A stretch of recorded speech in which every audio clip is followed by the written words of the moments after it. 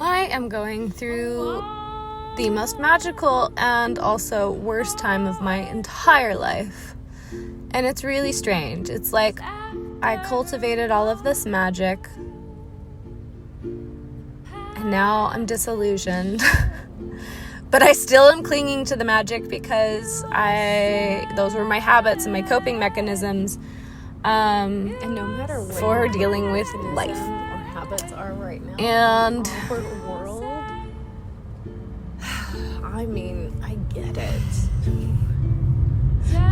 Just do no harm, people. Like, do no harm. I am a one-woman show. Always have been since I was very, very little. Just a song and dance for anyone and everyone, and that's how I got my love. So now it's time for me to do a song and dance for you, and hopefully not just for love, but for money, because money kind of runs the world. And even though it's shit, like it is bullshit. It is bullshit. Because it's used against us. It's used to make us feel like shit about ourselves. Like, oh, if you feel like shit about yourself, then you'll buy this thing. But also, if you feel like shit about yourself, then you'll make the money. There's so many really gross ways that money holds us captive. And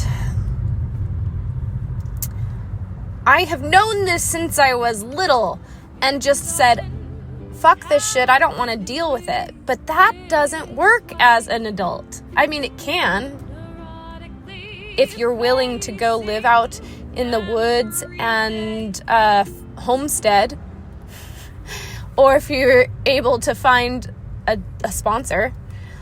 Neither of those two things have worked for me because I'm too social, even though I love nature. When I say sponsor, I mean sugar daddy or sugar mama. But there's a lot of really good ways to get sponsors out there. I just haven't figured out how to do it. Neither of those two things have worked for me because I'm too social, even though I love nature. If I were to live out in the woods all by myself, I would become nature. So much weirder. But I'm too social. I need people to remind me how to be a person. I just have far too much pride to let a man take care of me. That and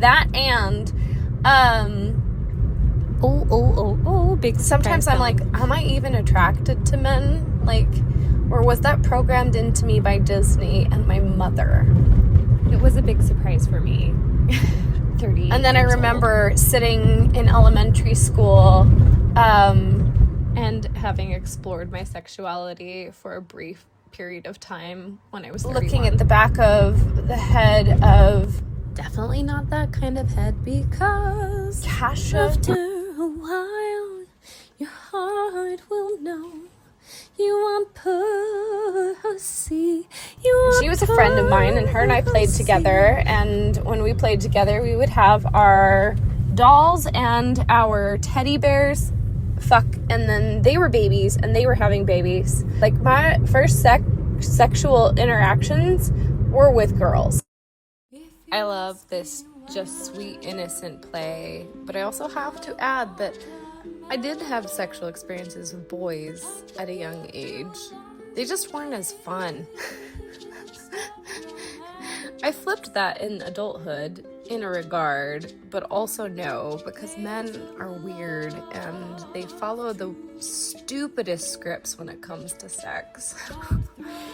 But you know, they're not terrible. Men aren't terrible. I do like some of them. I'm just realizing I like a lot less of them than I thought. And I was programmed. And it's more about how I'm realizing that my neurodivergent brain just isn't even programmed classically for sex, that I have masked following scripts and protocols for how to have sex. And I'm liberated all over again to explore and I still don't know different. If somebody exists out there who's gonna be as kinky as I am. But after all this time, I just still don't even know what I want. Different kind of man, very specific kind of man, very specific kind of woman that I'm attracted to. And back to your regularly scheduled program. We took a slight detour there with some extra inserts. Hope you enjoyed Conceive a Romance. Yeah. I just can't do the super masculine dude. I tried. I really tried. I really, really, really, really tried. After also re-indoctrinating myself to even weirder ideas called the divine feminine and the divine masculine. And I was like, I'm looking for my divine masculine counterpart. And this was after Mormonism, in my 30s. Actually, it was last year. It was yesterday. No, not really. Trying to make myself feel better about this. Is amazing and it sucks. Like, all at the same time. It's absolutely wonderful. I'm finally getting my shit together. I'm finally taking care of myself. And I say that finally because I'm just hard on myself. You give me any stick, self-proclaimed masochist. Whether that stick is capitalism or self-help. Like, it could be a nice, soft, squishy stick. It could be affirmations. And I will figure out a way to beat myself with that stick and be hard on myself. Okay? So, I say finally from that I'm being very hard on myself point of view, when in fact, and I actually love my squishy little brain 6 years realizing that have been really just wonderful. That I'm always going to be feeling like I'm doing something wrong. I've discovered a lot about myself. I've finally let myself follow my heart. And at the beginning of this, it took a while. There was a lot of like... And let's be honest, we're still sorting things and making sense of all this, but it's getting easier. Things happen faster now. Not this, not this, not this. Yes, that, yes, that, yes, that, not that. So the song playing underneath is called After a While. For example... For anyone who's ever had to do shadow work, heal their inner child. Not Mormonism. Not my teaching job. And face their trauma. And then it was not my husband. And then I thought, maybe I could do my teaching job again, but I wasn't ready for that. You wonder if it will ever end. You wonder if you'll ever feel free and feel relief. Truly, because I needed to feed my heart. So then I started dancing. And following all of my little heart spurts with my ADHD and completely ignoring my autism. I started doing more performing and music, and I got really excited and moved to New York. There was wonder in this time, but also so much terror.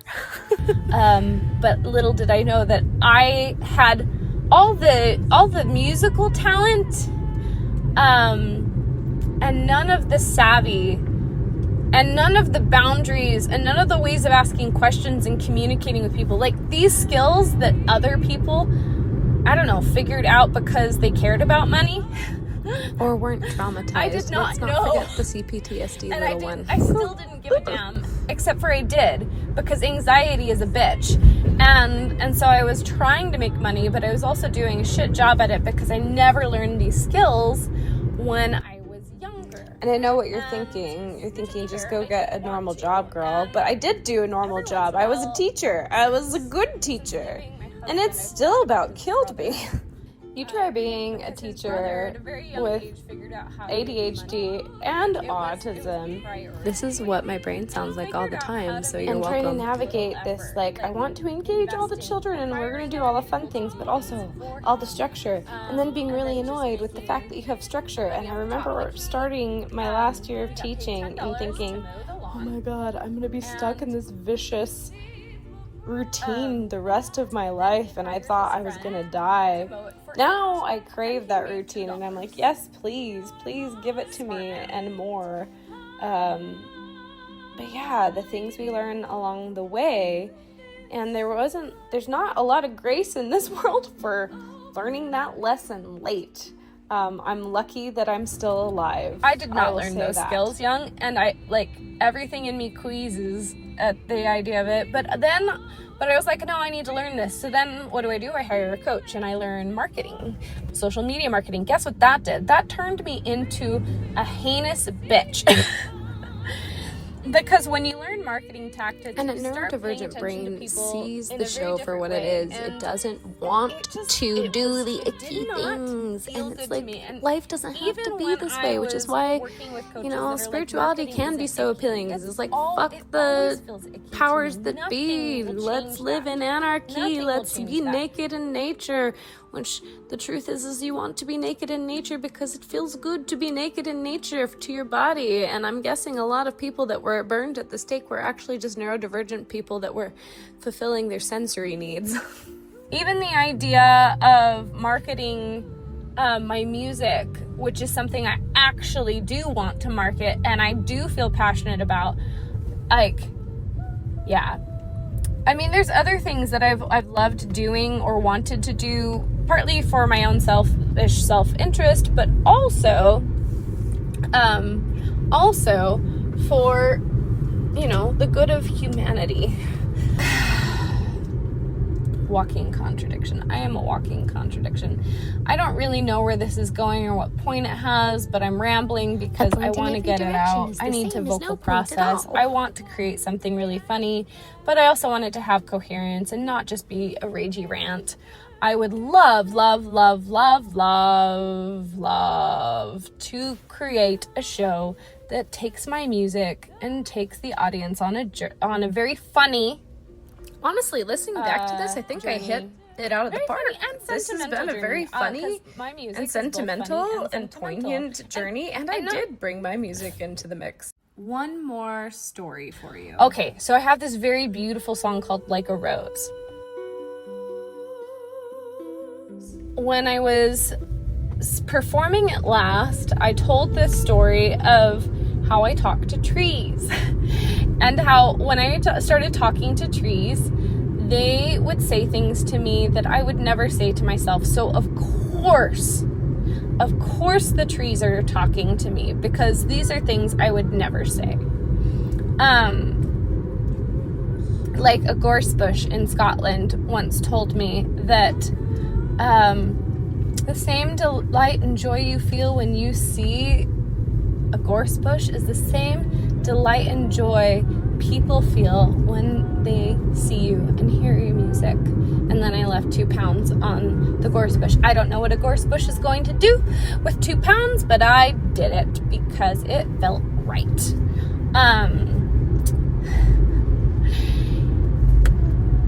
You know, when you're following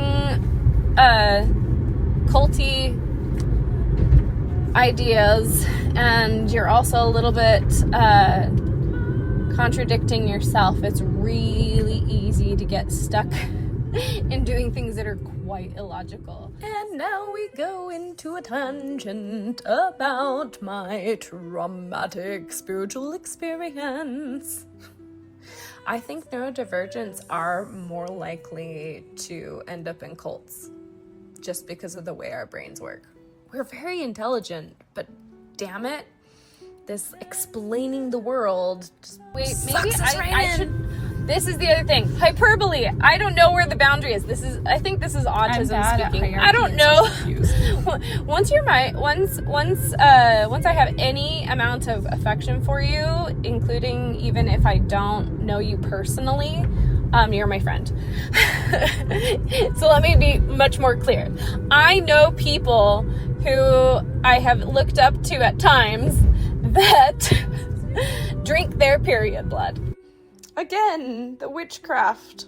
We were all burned at the stake for doing these kinds of things and ceremonies. This is why neurodivergents are so scared today. Take everything this person says with a grain of salt, but there was a time when I liked this person so much and had so much affection for them that I took everything they said as the gospel. I love this level of which is what led me into non-duality, which is what led me to talking to trees, which is what led me to writing fucking Mama Bear, all of my awesome music. So thank you.